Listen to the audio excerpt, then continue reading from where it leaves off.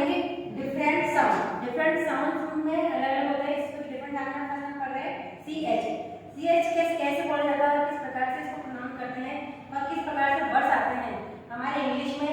वो तो देखते हैं जैसे कि सी एच के 3 अलग अलग साउंड होते हैं।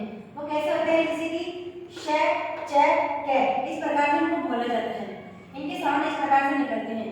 और सी एच का साउंड अगर च होता है तो जब वर्ड अगर क्लासिकल होता है तो वहां पर उसका साउंड हमें क साउंड बोलना पड़ता है या फिर क साउंड हमें वहां पे लगाते हैं।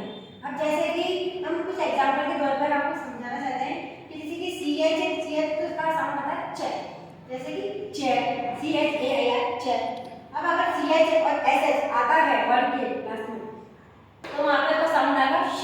कैसे आएगा, एग्जांपल जैसे कि शेप। अभी ये कैसे आएगा, शेप मतलब अब ये होता है शेप मतलब जो बोलता है फ्रेंच भाषा में।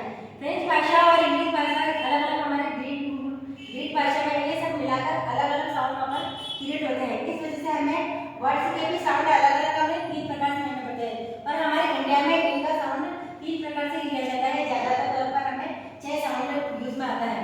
और अब नेक्स्ट हम देखते हैं कि सी एच या फिर के, इसका साउंड किस प्रकार से आएगा, तो के जैसे कि हम नॉर्मली जैसे बोलते हैं स्कूल तो उसमें के का साउंड आ रहा है, तो वो इसी इंग्लिश के अलग अलग रूल्स के साथ होता है। जैसे तो हमारे इंडिया में तो हिंदी नागरी में देवनागरी भाषा है, वहाँ पर हम उसमें ऐड नहीं कर सकते, पर इंग्लिश में और ये जो अलग तरह से भाषा आती है उनमें हमें साउंड अलग अलग डिफरेंट यूज करना पड़ता है। तो उसके ये कुछ रूल्स है। अब आगे देखते हैं कि हमें किस प्रकार के वर्ड्स वगैरह आते हैं तो कैसे हम इनको एक्सप्लेन करते हैं। देखिए हम कैसे बच्चों को समझा सकते हैं।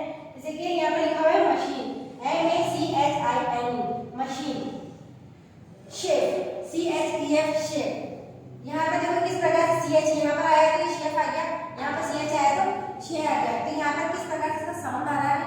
और फिर हम देखेंगे यहाँ पे कि ब्रश, तो आर यहाँ पर रे मतलब साइलेंट है, तो आधा है।